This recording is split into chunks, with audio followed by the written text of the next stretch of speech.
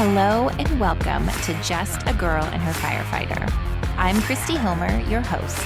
Grab your favorite drink, whether it's coffee, fizz, or maybe something else, and let's dive into the wild, wonderful world of first responder life. We are here to swap stories, share laughs, and tackle those "did that just really happen?" moments. Whether you're a seasoned pro or just figuring this all out, this is the place for you. So kick back, get comfy, and let's have some fun. This has been such a fun new adventure, really, into creating this community with Just a Girl and Her Firefighter and starting this podcast. And we are wrapping up season 1 today, which I can't even believe is happening. We have had so many wonderful guests on here, from brand new firewives to seasoned to couples, and it has been so cool and fascinating to hear many people's different stories, but how we're also so much alike.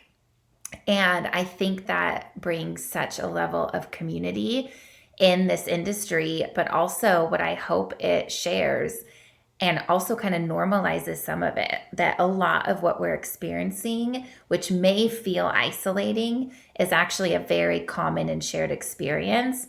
And we can learn from the people that have been on here and the people that are going to be coming in the next season, which is going to be even more exciting.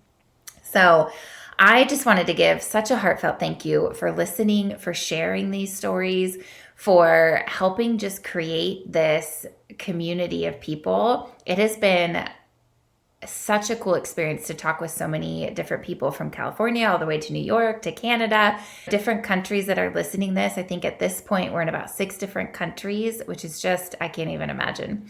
But it's been incredible. So thank you so much for listening and supporting this little adventure of ours. It's been incredible. So what I thought we would end on is a couple of things. One, this was a hot topic in my Instagram a couple weeks ago, where my husband has actually switched departments, which it was an agonizing decision. Because of that, I created this Instagram post, I guess you could say, about switching departments. And I had so many questions and so many conversations, and people, the theme really was, no one's talking about this. Like, we're not talking about this. Can you share your experiences? How do you do this? That's what today is about, is we'll share some of our experiences of making transitions. And there really haven't been terribly many. He started his career as a paramedic, like we've shared in some of the other episodes. And he promoted to captain and had been there for so many years. And once he promoted to fire and really decided to go that route through the academy and was at a station, that was a big transition. You know, we went from paramedic to fire, and it's different at an EMS station only versus a fire station. So that was just an added dynamic. And then you also have probationary year and academy and all of the different things that come along with that kind of move. And then fast forward when we chose to come to Texas, and he just recently really felt led to go to this other department. And it was an agonizing decision. We have absolutely loved the department he has been at. And we just really had been praying a lot about it. And is this where we're supposed to go? Is this kind of the next move? And really felt like, okay, this is where we are being led to go. So there haven't been a significant amount of moves. There just has been some. And I think from what I've gathered talking with different people is that even when there are just a couple in a span of 16 years, it's not getting talked about.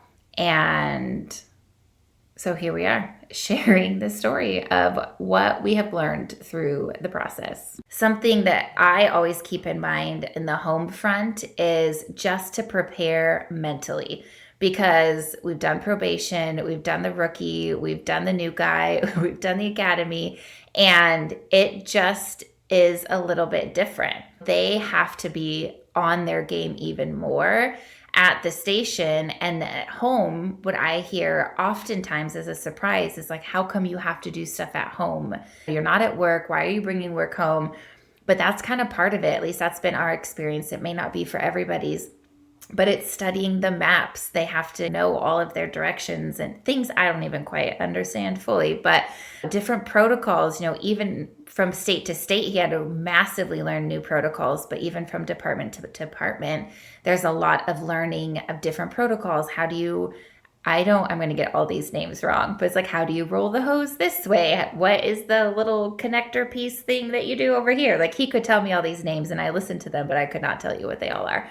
But all of those different things take a lot of extra effort to memorize, to get right, to put forth the effort. They're taxed physically, all of those different things. So I always prepare mentally. And it's almost like a kind of picture like, okay, I'm putting on my armor. Like, we're getting ready. This is going to be the next battle. And it's not really a battle, but that's just how I have to put it in my brain, because otherwise we can really spiral of this is our new normal. And this is going to be like, did we make the right decision? All of those things can question. And we very firmly believe if we've made this decision and this is where we feel we're supposed to be, then this is where we are. And how are we going to make the best of it? Whether it's been good situations or bad situations. So that's the first thing, is I always prepare mentally.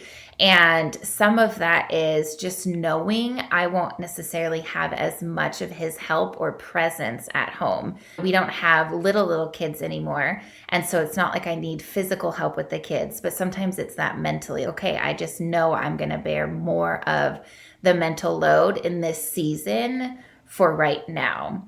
And then if I know that going in, it makes it so much more manageable for the year that they're rookie, probationary, whatever it is.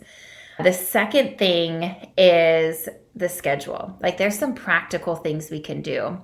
So if I know he's going to have to put in extra effort, or there might be extra trainings, or he might have to stay overtime, or whatever it is, if I know that that's the season that we're in, I can make our schedule accordingly the best that I can. And so for us, that looks like the day before and the day after. We don't schedule, if I can help it, I don't schedule things that are important that we need to do, because I know those might change or those days might adjust.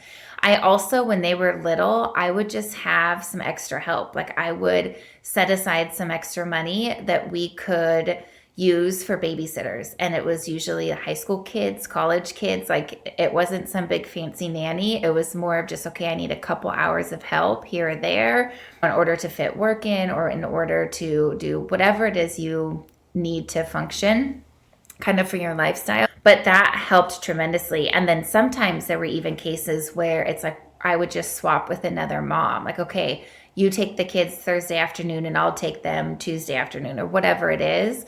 We could just swap and help each other out. And one of my favorite things that we've done when they were little is we had, I forget exactly what we called them, but it was basically like, I think they're called girl dinners now, but there was two of us and our husbands were working. And so we're like, hey, why don't we just have a potluck dinner at your house or then my house? And it just made the evenings go a little smoother. Because for me, at least when the kids were little, evenings were so hard because I was exhausted. They're exhausted. And that's like their whiniest 2 hours of their life is those evenings. So with all that to say, it's just looking at your schedule and what can you do to help mitigate some, knowing that you just might have extra put on you in that season. And the third thing is really communication. And it's part communication, but it's also part figuring out about yourself. What is it that you need? Like, I am a people person. Like, if you isolate me, I get so sad and so lonely. And so I need people. So I just know to schedule times with people, whether that's friends, going on walks, having play dates, whatever stage of life you're in. And so for me, that's what I needed. But there have been times where I just needed quiet. Like, I was too overstimulated and I needed an hour to myself and to go for a walk or whatever it is. So just learning about what space you need and what season you are in, and then communicating. That's the other part, is then talking with each other. What do each of us need? And for him, sometimes he's, I need to come home and study and not be interrupted, or I need to have family time on my 4-day because I miss you guys, or whatever it is, because it also changes, right? That's the one constant in this first responder life is change. And so it's not like we can predict our schedule from week to week or have the entire, okay, this is what every Tuesday is going to look like, and this is what every Friday is going to look like. It's more of this week, what do we need? And then the next week, okay, what do we need this week? Because everything changes. So just communicating what it is and trial and error. If you don't really know, try something, see how it works. And that really has helped us a ton. And the last part is community, which should be no surprise to anybody. That's what I'm talking about. But that is huge. And it's having community inside the fire world or first responder, but also outside of it. It's having game nights with your neighbors. It's whatever that community looks like, but also being very open and honest with them. Like, okay, we might be in a tough season and I might need a little extra help. And then you get to reciprocate when that person then is in a season where they need a little bit extra support or help. And it's a beautiful, beautiful, beautiful thing when we can support each other and when we can have that type of community. And we don't want to rob people of that joy. And I know that that can be something that's tricky when we are independent humans and we want to just figure things out. But letting people help is such a beautiful gift that not a lot, like that's what makes us human. And community is just so important. So don't forget that part of it, because it really does help in all of those different things. So that's just some of the things that we have done to help transition the moves. So with all of that, leaving different departments and transitioning is not always easy. Sometimes we've left behind amazing, wonderful departments. And sometimes it was definitely a necessary move because it wasn't the culture or the values that we wanted to be a part of. And in that, these are just some of the ways that we have found to help balance it. But the biggest thing that I've watched my husband do in these different moves is he has been incredibly honest, and he has been with such high integrity and talked to the chiefs before he was moving, talked with personnel if there was ever any kind of issue to really try and solve different things. And so that is something I've watched him do incredibly, incredibly well.